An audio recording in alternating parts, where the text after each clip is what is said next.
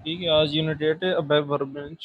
तो web workbench में ज़्यादातर ये टूल्स हैं, जैसे एडिटर हो गया, स्क्रीन के हवाले से जो भी काम है और लिखने का, एडिट्स करने का, ये इसमें तकरीबन वही आएगा वेब एडिटर में। तो सबसे पहली चीज़ इसमें आ रही है वेब रिपोजिटरी। रिपोजिटरी से मुराद है डेटाबेस। अब डेटाबेस और रिपोजिटरी दोनों एक तरीके से सेम ही है, लेकिन अगर साइज़ के हवाले से बात की जाए तो रिपोजिटरी डेटाबेस से बड़ी है। इसका मतलब है, जैसे हमने स्कीमा पढ़ा था, डेटाबेस के अंदर स्कीमाज होती हैं, छोटे छोटे क्लस्टर्स होते हैं डेटाबेस के अंदर। इसी तरह रेपोजिटरी के अंदर डेटाबेस होता है, मतलब जो पूरा डेटाबेस होगा वो रेपोजिटरी के अंदर होगा। तो वापस से ये 3 टियर व्यू दिखा रहा है किस तरह सैप का सिस्टम चलता है, presentation server view, application server view और डेटाबेस। अब डेटाबेस में अगर ये दिखा रहा है क्रॉस क्लाइंट और क्लाइंट स्पेसिफिक, तो कल हमने क्रॉस क्लाइंट के बारे में पढ़ा था कि जब दो कंपनीज आपस में कोई काम करना चाहती हैं, क्रॉस सिस्टम वाला जो हमने पढ़ा था, ये उस हिसाब से कि अब डेटाबेस में डेटा सब सेव है, लेकिन जब क्लाइंट स्पेसिफिक उस तरह होगा कि एक प्रोग्राम के अंदर काम हो रहा हो, जैसे ट्रांसपोर्ट रिक्वेस्ट बना रही हो कोई कोई बंदा ट्रांसपोर्ट रिक्वेस्ट बनाए वेंडर के लिए, तो उसकी जो भी इंफॉर्मेशन होगी वो स्पेसिफिक एक जगह पे मौजूद होगी, उसका एक क्लस्टर बन जाएगा। तो उसका एप्लीकेशन डेटा और कस्टमाइजिंग डेटा उसके पास ही होगा। जैसे एग्जांपल, एक बंदा कोई लैपटॉप पे काम करता है, उसने एक फॉर्म भर दिया ऑनलाइन, तो जब अगली दफ़ा वो फिर फॉर्म भरता है तो उसको वापस से अपना डेटा दिख जाता है। जैसे ही वो उस कमांड बॉक्स पे टच करता है तो नीचे क्या कहेंगे, नीचे उसके पास रिकॉर्ड वापस से आ जाता है कि आप अगर यही चाहते हैं तो इसको वापस से सेव कर लें। तो इस तरह एप्लीकेशन डेटा और कस्टमाइजिंग डेटा सेव होता है एक अलग जगह पे, कि वो सिर्फ उसी एप्लीकेशन के लिए इस्तेमाल होगा, कि हर दफ़ा जब भी कोई क्लाइंट इस्तेमाल करे तो वो उसके पास मिले। लेकिन ये क्लाइंट स्पेसिफिक होगा, जो बंदा इस्तेमाल कर रहा होगा उसका डेटा उसी को हमेशा शो होगा।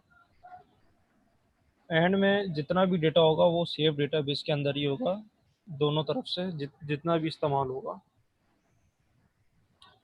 अब रेपोजिटरी क्या चीज़ है? रेपोजिटरी कंसिस्ट करती है तीन चीज़ों से: प्रोग्राम्स हो गए, फंक्शन मॉड्यूल हो गए और डेफिनेशंस ऑफ डेटाबेस टेबल्स।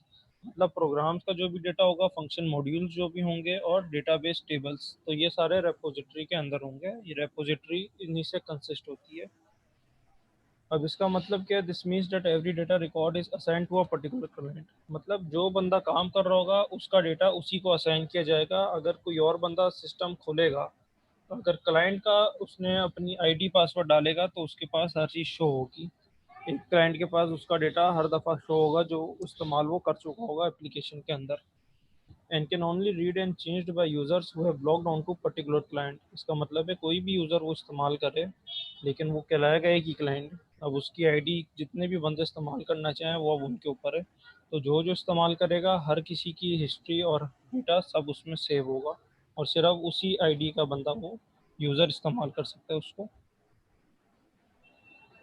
अब structure of a web repository, अब इसका स्ट्रक्चर बता रहा है।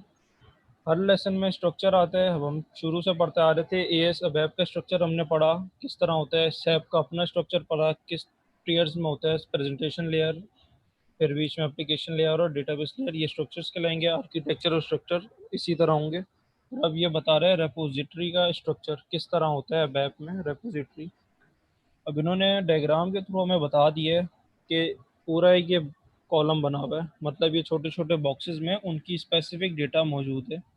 एफआई से मुराद फाइनेंशियल अकाउंटिंग हो गई, मतलब फाइनेंस की जो भी डेटा होगी वो इस छोटे से उसके बॉक्स में ही होगी मौजूद। इसकी डेटा एमएम के बॉक्स में नहीं जाएगी। एफआई की जो भी डेटा होगी वो उसके पास ही होगी। इसी तरह जो एमएम है उसका पूरा डेटा उसके पास मौजूद होगा। अगर हम एमएम का बॉक्स खोलना चाहेंगे, उसको हम ढूंढेंगे, अगर ऑब्जेक्ट हमने एमएम के सिर्फ ढूंढना है तो सिर्फ हमें उसमें उसी की चीज़ें मिलेंगी। तो अभी हमने हमने ऊपर पढ़ा रिपोजिटरी ऑब्जेक्ट्स में क्या क्या होंगे: प्रोग्राम्स, टेबल डेफिनेशंस और फंक्शन मॉड्यूल्स। ये तीनों चीज़ें इसके अंदर होंगी। तो अब एमएम के अंदर भी जो भी डेटा होगा तो वो इसी तरह सेव होगा कि पैकेज एमएम ए, बी और सी करके। इसी तरह फाइनेंस में भी पैकेज एफ आई ए, कोई और डेटा बी, कोई और डेटा सी, इसी तरह होगा। और customer F I, customer MM, customer C O, इन सब के जो कस्टमर्स हैं उनका भी डेटा एक क्लस्टर्स की सूरत में हर जगह सेव होगा। ये सारा मिक्सअप नहीं होगा, सबका स्पेसिफिक डेटा उनके पास ही मौजूद होगा। अब search tools of the web repository. अब ये स्क्रीन की बात कर रहा है कि किस तरह हम सर्च करना चाहेंगे वेब रिपोजिटरी को। तो सिस्टम में पहले से इसका नाम लिखा हुआ होगा रिपोजिटरी इन्फो सिस्टम। अब इसके अंदर हम वेब डिक्शनरी खोल लेंगे तो बेसिक ऑब्जेक्ट्स आ जाएंगे। तो उसके अंदर ये सारे मौजूद हैं कि आप डेटाबेस टेबल्स देखना चाहते हैं, सिर्फ व्यू करना चाहते हैं, उसके एलिमेंट्स देखने हैं, उसका स्ट्रक्चर देखना है, या टेबल टाइप्स देखनी है। एक मिनट में यासिर को भी अंदर लूँ, उनको पासवर्ड वगैरह दे दूँ।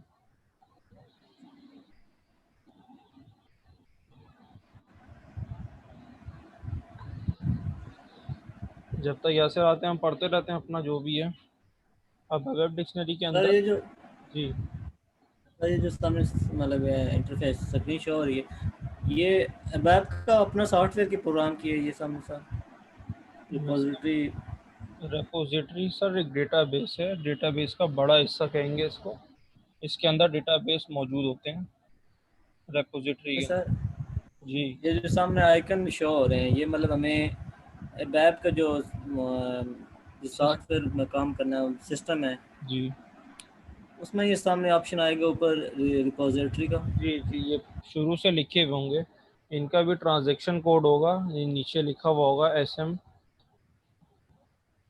SM84 है। हम कमांड बॉक्स में SM84 डालेंगे तो ये हमारे पास पूरा इसका ऑप्शन बना हुआ आ जाएगा कि डेटाबेस रिपोजिटरी के अंदर जो भी डेटा आप देखना चाहते हैं वो देख सकते हैं।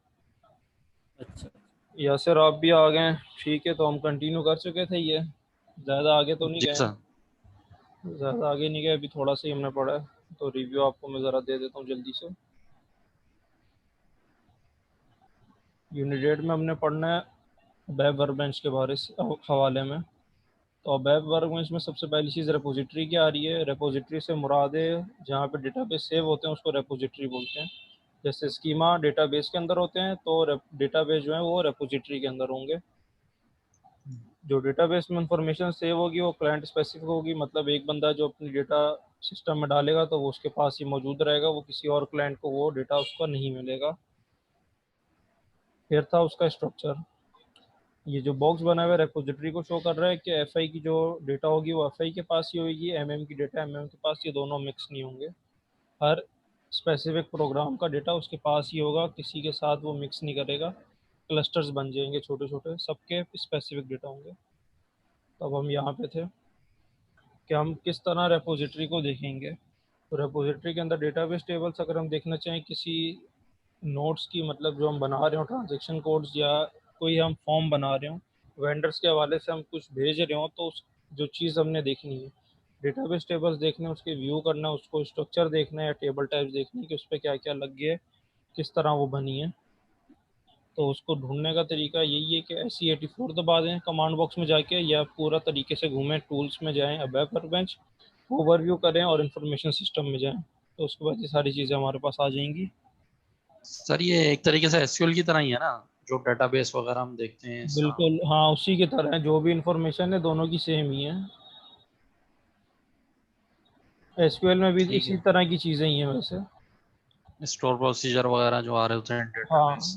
हाँ बिल्कुल, डेटाबेस और जो भी एलिमेंट्स वगैरह आप देखना चाहें ये सारे उसी की तरह ही हैं। ठीक है सर। ठीक है, तो इसका ट्रांजैक्शन कोड है SE84। कमांड बॉक्स में अगर हम डाल देंगे तो हमें ये सब करने की ज़रूरत नहीं पड़ेगी कि टूल्स में जाके हम ढूंढें कि क्या चीज़ हमने ढूंढनी थी। हम डायरेक्ट SE84 दबाएंगे तो पूरी रेपोजिटरी के ऑप्शंस दिखा देगी कि ये रेपोजिटरीज के ऑप्शन है, आप देखना चाहें तो इसमें से देख लें। अब आ रहा है SAP एप्लीकेशन हायरार्की। इसका मतलब है कि जिसकी सबसे ऊपर पोजीशन होगी वो SAP सिस्टम खुद से रख देगा उसको। अब ये बंदे के ऊपर होता है कि इसको चेंज करना चाहे तो कर ले। अब जैसे कोई पेज होता है उसमें होम का टैब पहले आ रहा है, फिर लाइव का टैब आ रहा है, फिर वीडियोस आ रहा है, तो हम उसको अपने हिसाब से चेंज भी कर सकते हैं।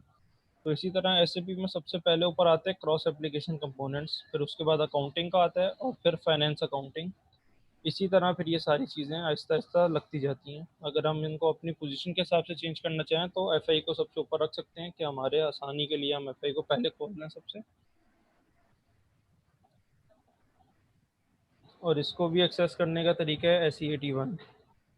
ऊपर वाले का SE84 है जो रेपोजिटरी का ट्रांजैक्शन कोड है, और हायरार्की का ट्रांजैक्शन कोड है SE81।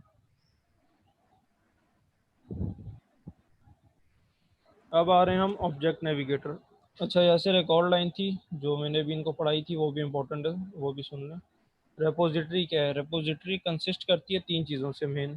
पहली चीज़ है प्रोग्राम्स, दूसरी है फंक्शन मॉड्यूल्स, और तीसरी है डेफिनेशन ऑफ डेटाबेस टेबल्स। तो रेपोजिटरी पूरा का पूरा इन्हीं पे कंसिस्ट करती है, प्रोग्राम्स पे, फंक्शन मॉड्यूल्स पे, और डेफिनेशन ऑफ डेटाबेस टेबल्स पे। तो ये लाइन इंपॉर्टेंट है।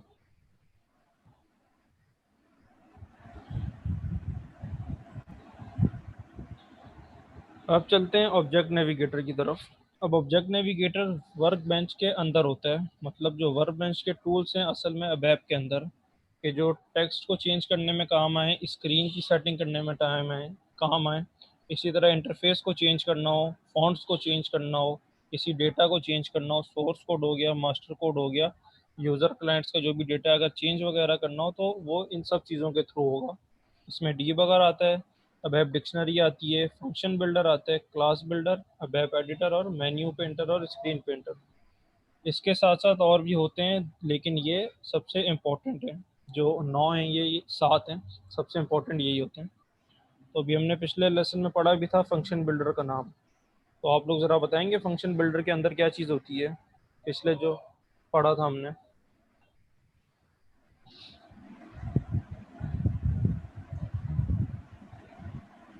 समीउल्लाह, बाबर, यासिर, फंक्शन बिल्डर्स के अंदर क्या चीज़ मौजूद होती है? पेपर की सर तैयारी करता रहा ये पढ़ेगा। सर, इसका एक सवाल भी फंक्शन आया था, होता है वो जो जिसमें इसका एड्रेस आंसर था। होता है। बिल्कुल सर उसी। फंक्शन का एड्रेस होता है, सोर्स और डेस्टिनेशन होता है, और फंक्शन का नाम होता है। फंक्शन बिल्डर के अंदर। आई थिंक लेकिन मैं पिछले यूनिट से बात कर रहा हूँ, जो हमने पिछले यूनिट 8 में अभी पढ़ा था। कल ही हमने वो सवाल एक किया था जिस पे समझाया भी था काफ़ी, बाबर को भी और यासिर ने भी ये काफ़ी पढ़ा था। ये सर वो फंक्शन होता है जिसमें एक सोर्स और डेस्टिनेशन होती है और एक नेम होता है। फंक्शन ठीक है कि बिल्डर के फंक्शन अंदर का एक नाम। चीज़ हमने पढ़ी थी, यासिर आपको याद है? ख़त्म करें इसको वरना मैं खुद बताऊँ। सर याद नहीं आ रहा सर। फंक्शन। बाबर, आपको याद आया फंक्शन बिल्डर में क्या था पिछले यूनिट के अंदर? मेरे साथ नहीं आ रहा। अब्दुल अजीज़ कह रहे हैं सेट ऑफ फंक्शन, तो बिल्कुल भी नहीं, हमने पढ़ा था बेपीज़। याद आया कुछ? Yes sir. नोटिस। वो बेपीज़ स्टोरी फंक्शन बिल्डर के अंदर होती हैं और कंसिस्ट इनके ऊपर करती हैं। तो बाकी सब तो सही है, लेकिन जो मेन लफ्ज़ था वो बेपीज़ का था। अब आगे बढ़ते हैं। तो ये सारी चीज़ें वर्क बेंच के टूल्स कहलाती हैं। अब इनका काम ही यही है कि क्रिएट करना या एडिट करना रिपोजिटरी के ऑब्जेक्ट्स को। रिपोजिटरी के ऑब्जेक्ट्स अभी हमने पीछे पढ़ा, प्रोग्राम्स होंगे, डेफिनेशन ऑफ टेबल्स और डेटाबेस, ये तीनों चीज़ें होंगी। अब वर्क बेंच के टूल्स का काम क्या है? सबसे पहला है अबैप एडिटर। अबैप एडिटर का काम है सोर्स कोड जो है उसको एडिट करना। सोर्स कोड से मुराद जो बंदा अपना डेटा एंटर करेगा वो।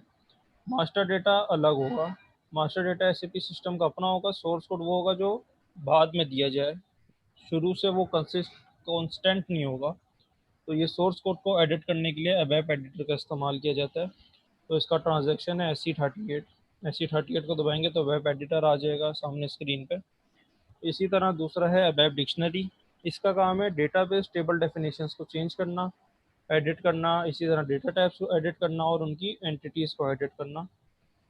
स्क्रीन पैटर्न का काम है कॉन्फ़िगरिंग स्क्रीन्स, मतलब स्क्रीन के हवाले से जो भी सामने यूज़र को दिखाना है तो उस हिसाब से वो सेटिंग करेगा कि क्या क्या इसको दिखे। अगला है the menu painter. Menu painter का काम है डिज़ाइन करना यूज़र इंटरफेस कंपोनेंट्स को।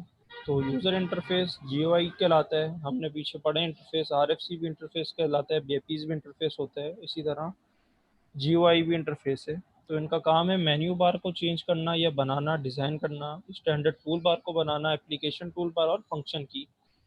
फंक्शंस कीज़ हमने अभी तक दो पढ़ी हैं, F1 और F4।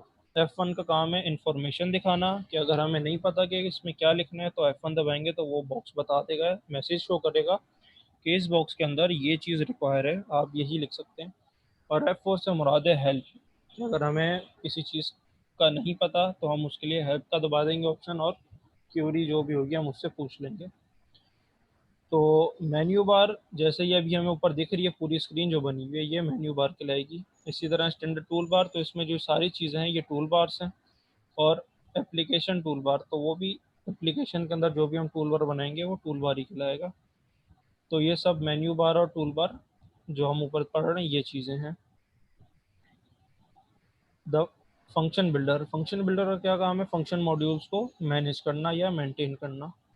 और क्लास बिल्डर का क्या काम है? ग्लोबल क्लासेस और इंटरफेसेस को मैनेज करना। इंटरफेसेस हमने अभी पढ़ा, RFC, बेपीस, GUI वगैरह, ये सारे इंटरफेसेस को मेंटेन करना। और ग्लोबल क्लासेस के अंदर डेटा वगैरह ही मौजूद होता है, तो हो सकता है वो अभी आगे आए ग्लोबल क्लासेस के हवाले से। तो सबसे इम्पोर्टेंट इसमें वेब एडिट कर हमने पढ़ लिया कि वो सोर्स कोड को एडिट करने के लिए काम आता है। अब इनके ट्रांजैक्शंस बता दिए सबके, SE38, 11, 12, 51 और 41। अगर ये आप लोग याद करना चाहें तो याद कर लें। अब है screen layout in the object navigator. किस तरह की स्क्रीन दिखती है? तो अब हम ये यूनिट 2 में देख चुके हैं स्क्रीन के हवाले से। तो इन्होंने बिल्कुल सादी सी एक स्क्रीन हमें बना के दिखा दी है कि एक नेविगेशन एरिया ये कहलाएगा कि हम यहाँ पे जो ट्रांजैक्शन सारी लिखी हुई होती हैं वो नेविगेशन एरिया कहलाएगा। और ये टूल एरिया कहलाएगा जहाँ पे काम कर रहे होंगे हम लोग। और ऊपर की यहाँ पे फंक्शन इस फुल स्क्रीन ऑन ऑफ करनी है या नहीं। तो ये हम यूनिट 2 में हमने सारा देखा था कि स्क्रीन किस तरह की दिखती है। अब है यूज़ ऑफ नेविगेशन एरिया। अब इससे हम आगे करेंगे, इससे हम पीछे करेंगे। ये चीज़ है, ये रिफ़्रेश के लिए इस्तेमाल होगा, साइन SAP में बना हुआ होगा। यहाँ पे पैकेजेस हैं, पैकेजेस का भी एक बड़ा इंपॉर्टेंट है कि पैकेजेस क्या होते हैं, तो वो भी हम आगे पढ़ेंगे। और ये फेवरेट्स मैनेजमेंट, कि हमने जो फेवरेट्स में पढ़ा था कि फेवरेट्स में जो बंद हम इंटर करेंगे तो उससे हम ये मैनेज भी कर सकते हैं आगे पीछे करना है या नहीं।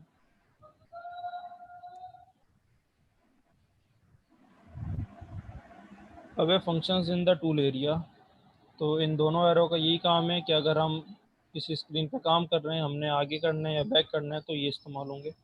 अब हमारी स्क्रीन में ये लगे हुए हैं आगे और पीछे के। इसको हम दबाएंगे तो हमारा पेज 166 आ जाएगा। इसको करेंगे पेज 164 पे चले जाएंगे। इसी तरह ऐसे भी में जब हम काम कर रहे होंगे तो हम एक चीज़ को एंटर करके जब आगे जाएंगे, अगर हमने वापस पीछे मुड़ना है तो इसको दबाएंगे, और वापस आगे जाना है तो आगे चले जाएंगे। यहाँ पे सारे फंक्शंस होंगे। जब हम सिस्टम देखेंगे तो यहाँ पे सारे फंक्शंस बने हुए आते हैं।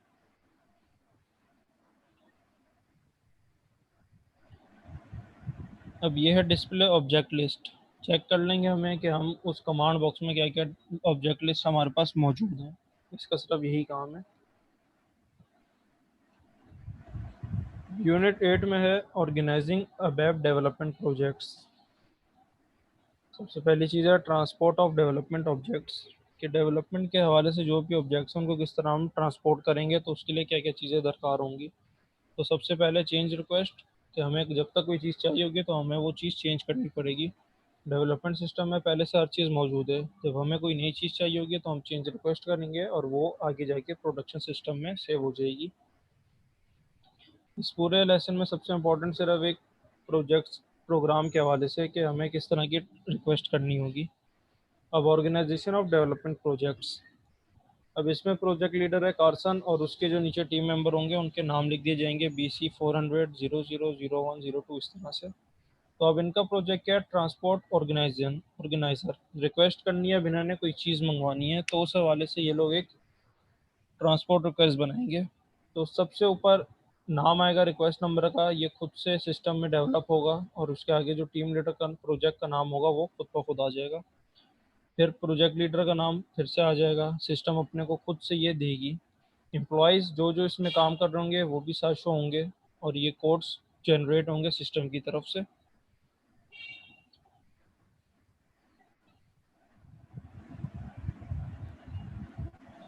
अब इस तरह का आएगा हमारे पास क्रिएट अ पैकेज। जब हम बना रहे होंगे कोई भी रिक्वेस्ट तो इस तरह की वो सब हमसे इंफॉर्मेशन मांगेगी। सबसे पहले मांगा जाएगा पैकेज। पैकेज 400, ये आ गया क्लाइंट के नाम से, कि जो कस्टमर मांगेगा comply with customer name space, तो इधर कस्टमर के हवाले से आ जाएगी। और शॉर्ट डिस्क्रिप्शन के हमने मांगा गया है। अब एक्सरसाइजेज फॉर ग्रुप 00, अब इसमें हम कुछ भी लिख सकते हैं कि हमें मटेरियल मैनेजमेंट के हिसाब से क्या चीज़ चाहिए, या प्रोडक्शन प्लानिंग के हवाले से जो चीज़ चाहिए, तो हम उसकी शॉर्ट डिस्क्रिप्शन दे देंगे। फिर एप्लीकेशन कंपोनेंट, ये सी ए से to which application component does belong package. अब ये पैकेज जिससे बिलोंग करेगा ये उस डिपार्टमेंट में चला जाएगा। सॉफ्टवेयर कंपोनेंट होम, शुरू से होम ही लिखेंगे। ट्रांसपोर्ट लेयर ये भी खुद से बनेगी। अब जो हमने डालना होगा वो मेन होगा पैकेज टाइप, डेवलपमेंट पैकेज। इसके अलावा हमारे पास 3 पैकेज होंगे, तो हमने सिर्फ जो चीज़ होगी मेन वो डेवलपमेंट पैकेज के ऊपर करनी होगी कि हमने कौन सा पैकेज टाइप चूज़ करना है। अब एप्लीकेशन कंपोनेंट क्या है? Determine the location of the package within the application hierarchy by specifying the corresponding application component. Hierarchy से हमने पढ़ा कि जो चीज़ सबसे ज़्यादा अहमियत रखती होगी वो खुद ब खुद सेट हो जाएगी। इसी तरह हमने पैकेज की लोकेशन बतानी है कि वो सीए के अंदर बिलोंग करता है या एफआई के अंदर बिलोंग करता है, एमएम के अंदर बिलोंग करता है, तो वो उस हिसाब से उसमें चली जाएगी। सॉफ्टवेयर कंपोनेंट में जब भी कस्टमर के हवाले से कुछ भी बनाया जाएगा तो वो इंटर ही दबाया जाएगा होम पे। हमेशा वो होम का बटन दबाया जाएगा जब भी कस्टमर के हवाले से डेवलपमेंट होगी। ट्रांसपोर्ट लेयर डिटरमाइन करेगा ऑब्जेक्ट्स ऑफ द पैकेज के पैकेज कहाँ पे भेजना है। डायरेक्ट सुपर पैकेज इसका भी कोई काम नहीं है, जो मेन है वो है पैकेज टाइप। पैकेज टाइप के हवाले से हमने चूज़ करना है कि इन 3 पैकेज टाइप में से कौन सा है। डेवलपमेंट पैकेज क्या करेगा, वो रेपोजिटरी के ऑब्जेक्ट्स उसके अंदर होंगे और अदर पैकेजेस। दूसरा है main package, can only contain other packages, इसके अंदर दूसरे पैकेजेस होंगे, रेपोजिटरी के ऑब्जेक्ट्स नहीं होंगे। और तीसरा है structure package, can only contain main packages, तो इसका मतलब है कि ऊपर से जो भी मेन पैकेजेस हैं इसमें वो कंटेन हो सकता है। तो पैकेज टाइप्स 3 है, हमने ये याद रखनी है। पहली है डेवलपमेंट पैकेज, दूसरी है मेन पैकेज और तीसरी है स्ट्रक्चर पैकेज।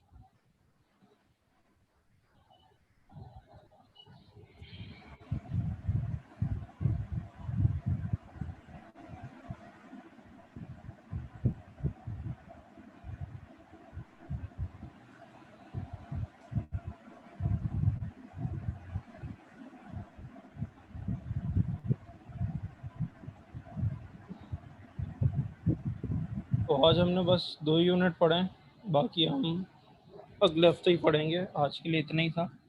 तो आप लोग माइक खोल लें, जो 2 यूनिट्स के अंदर हमने जो भी चीज़ पढ़ी है हल्की फुल्की उसको रिकॉल कर लेते हैं। जी सर। तो पहले समीउल्लाह आप बताएं इसमें कि which of the following system development objects are included in the repository. Repository के अंदर क्या क्या चीज़ें मौजूद होती हैं? प्रोग्राम्स, फंक्शनल मॉड्यूल्स, जी डेटाबेस, डेफिनेशन ऑफ टेबल्स। ठीक है। ऑब्जेक्ट ये तीन नेविगेटर होता है। नहीं है? नहीं होता। ठीक है। ऑब्जेक्ट नेविगेटर किस चीज़ का हिस्सा होगा? सर ऑब्जेक्ट नेविगेटर तो नेविगेशन का हिस्सा होगा। वर्क बेंच का हिस्सा होगा वो। यहाँ पे ऐसे ठीक है, सब नेविगेशन आगे पीछे करने के जो हमने अभी पढ़ा था ऊपर। बिल्कुल सही है। तो वो इन तीनों में से नहीं है, तो ए बी और डी ठीक है आपका। सेकंड पे आते हैं, यासिर आप बताएं जी सर। कि वर्क बेंच के टूल्स में कौन सोर्स कोड को एडिट करता है इन चारों में से? सर ऐप ऐप एडिटर ही करेगा। ठीक है, इसके अलावा बाकी 3 तो नहीं कर सकते। नहीं सर, ठीक ऐप है, ऐप डिक्शनरी भी नहीं है सर बाकी में। सही हो गया। रेपोजिटरी का काम भी नहीं और मेन्यू पेंटर का काम भी नहीं है। ठीक है। अब बाबर आप बताएं तीसरे का कि इनमें से पैकेजेस टाइप्स कौन कौन सी होंगी? और डेवलपमेंट पैकेज है, मेन पैकेज है और एप्लीकेशन कंपोनेंट है। कंपोनेंट्स का तो नाम ही आगे कंपोनेंट लिखा हुआ है, तो वो तो पैकेज हो ही नहीं सकता। ये तो चेक करें। ये 2 ही पैकेज है इसमें, डेवलपमेंट पैकेज और मेन पैकेज। ठीक है, बाकी 3 सवाल हम जब पढ़ेंगे बाकी तो वो देखेंगे, अभी इसके सिर्फ 3 ही थे। तो ठीक है, ए बी और डी सही हो गया आपका। अब वेब एडिटर भी सही है और इसमें सिर्फ बी और सी है। ठीक है। बाबर कंपोनेंट्स तो उसमें लिखा हुआ है, मतलब वो एप्लीकेशन का कोई हिस्सा है और दूसरा सॉफ्टवेयर का कोई हिस्सा है। तो पैकेजेस सिर्फ डेवलपमेंट पैकेज और मेन पैकेज है। ठीक है, तो आज बस हम यहीं पे क्लास ख़त्म करेंगे। आपके लिए मार्क इतना ही किया था, आज इतना ही है। तो बाकी हम अगली क्लासों में पढ़ेंगे। ठीक है सर। ठीक है। ठीक ठीक है, आप सबकी तरफ से यासर, समीउल्लाह बाबर और अब्दुल अजीज अपना ख्याल रखें। सबको अल्लाह हाफिज़।